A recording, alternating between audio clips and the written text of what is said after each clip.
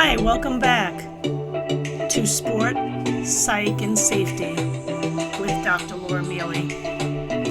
Today I'm going to be talking about the mental and physical fundamentals in sport and what I've been seeing lately with coaches, athletes, the ups and downs, and my frustrations.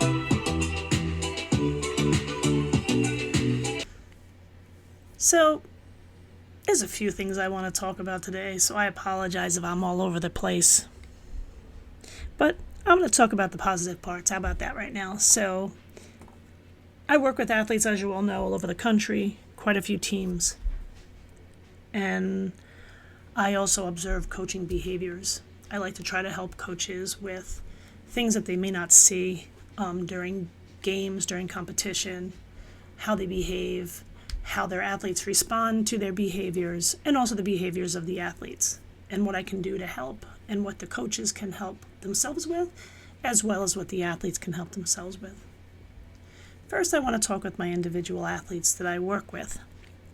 One of the things that I've been noticing the most is the athletes that I help them in terms of mental strategies, where they employ these strategies on a daily basis, very much like they would work consistently. For instance, if you're a softball player or a baseball player, on your swing.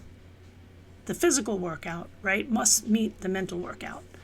So a lot of my athletes, when they work on changing their mindset more toward the positive, more constructive, reducing that negative self-talk, I find have been very successful this year. One of my athletes in particular, who I'm super proud of, she was a transfer collegiate athlete, and from the first time I was working with her, she was really struggling emotionally. Just confidence was kind of all over the place, and she was transferring to another college.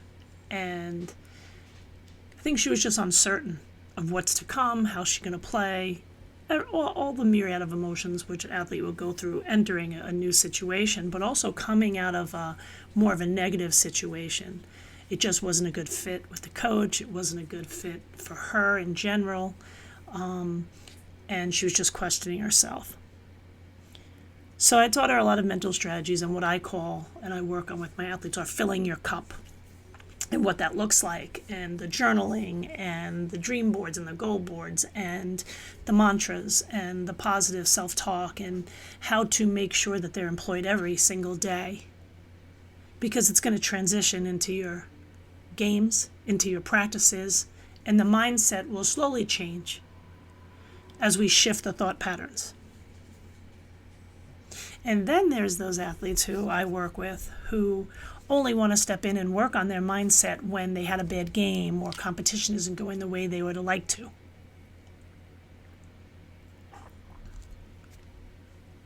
And then there's coaches who also have to work on their mindset. So let's shift gears now to the physical parts of the game.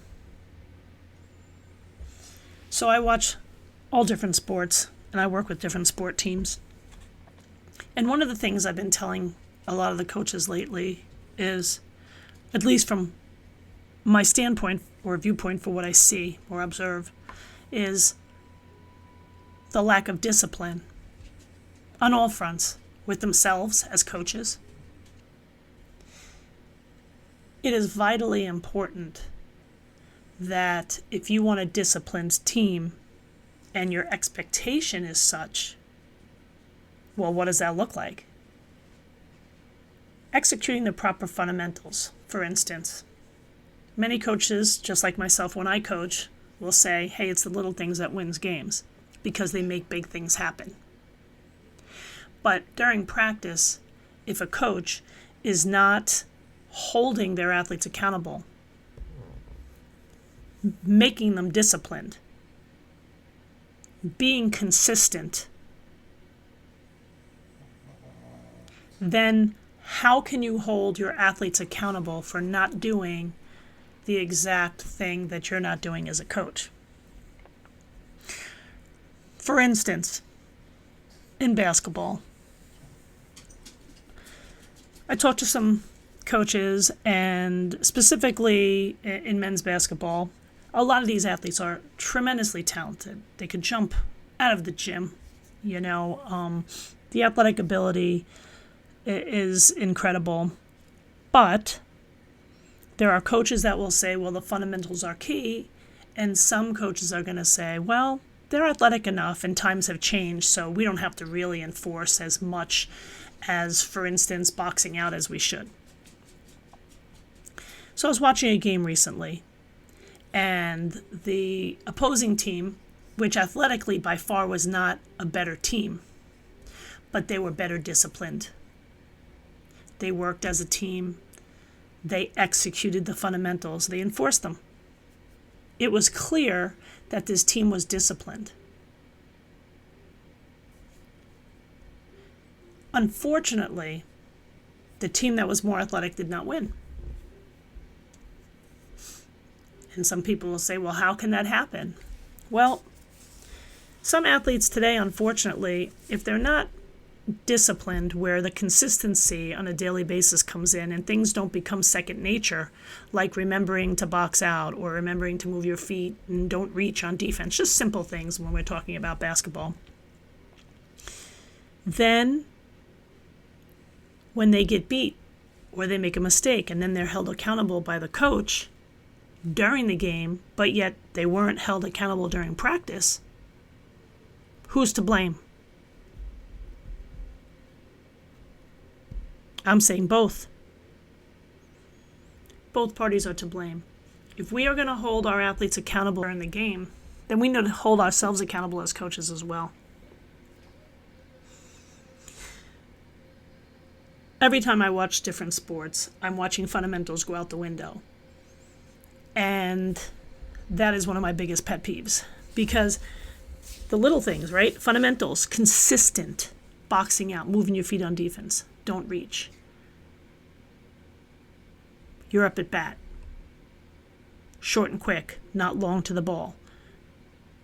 There's just so many different fundamental values I can go into. But in team play, specifically like a game of soccer or basketball, lacrosse, I mean, I can go on with different teams, but you get my idea. When the game is over and we've been defeated, and your athletes didn't give their best because they decided they had no heart when they were the better team, it's frustrating. It's disappointing.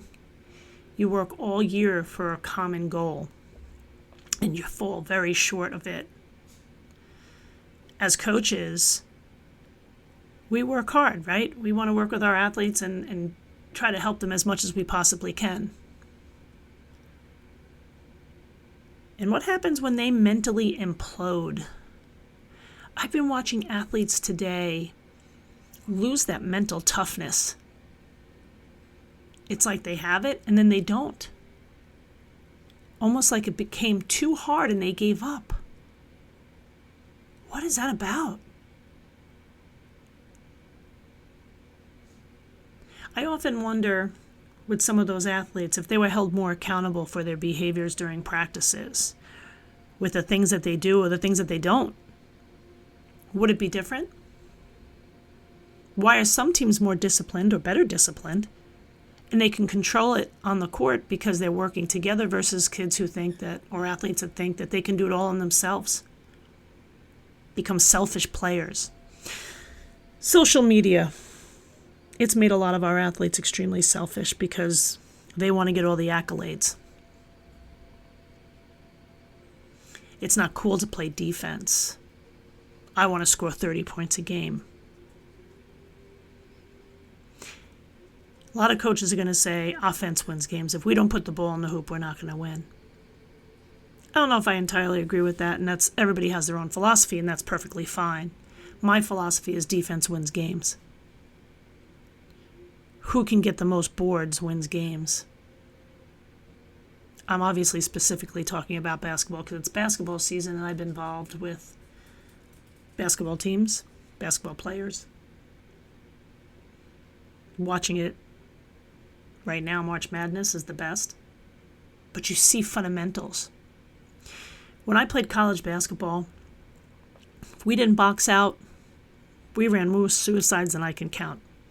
I'll never forget, if we didn't box out, Coach Moore McHugh would be like, get on the line. And all of us teammates would look at each other and go, oh boy, we didn't even know how long we were going to run. But guess what? I still play today, and I always box out. The little things. Consistency.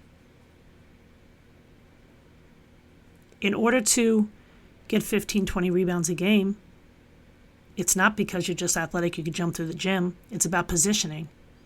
It's about discipline. It's about execution. And if athletes are not called out on their execution and their fundamentals during practice, then what happens? Then when it translates into the game, oh, well, this team just doesn't like to play defense. Really? And that's acceptable?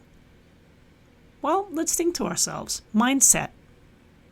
You create the mindset that, hey, it is the little things, and I have to do this because this was over and over and over, not beat physically, but beat into our heads that, hey, I have to do this on defense. I have to do this on offense. We got to move the ball around real quick and help each other. Where does that come from? It can't always be, hey, you know what, these guys should know what they're doing. They've been playing basketball a long time. If we're talking about high school athletes. But it boils down to, again, execution of the fundamentals. How do we get execution of the fundamentals from athletes if we're not pushing the fundamentals? Oh, well, the game's moving too fast today, and the game, has evolved, and these kids are so athletic. That doesn't mean that they don't have to execute the fundamentals. If you can't handle the ball, you're not playing point guard. You're going to lose it every time. If you don't practice lateral movement and getting strong in your hips and learning to stay low, and you're standing up on defense and the guy's blowing by you, even though you're a better athlete, athleticism goes out the window, and ability. Basic fundamentals. Why do some incredible athletes get beat by kids with more heart who have put more time and who are more disciplined? Obviously a rhetorical question. Because the last word, discipline, is what it boils down to.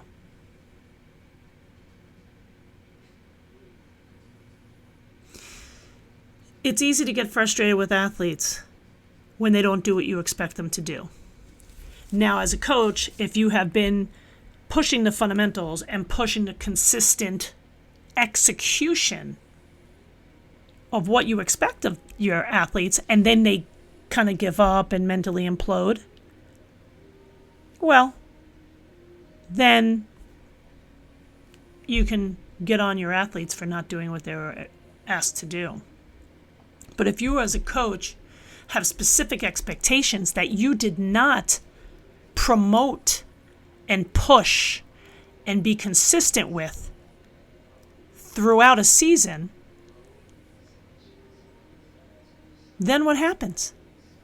Everybody gets frustrated. Nobody wins.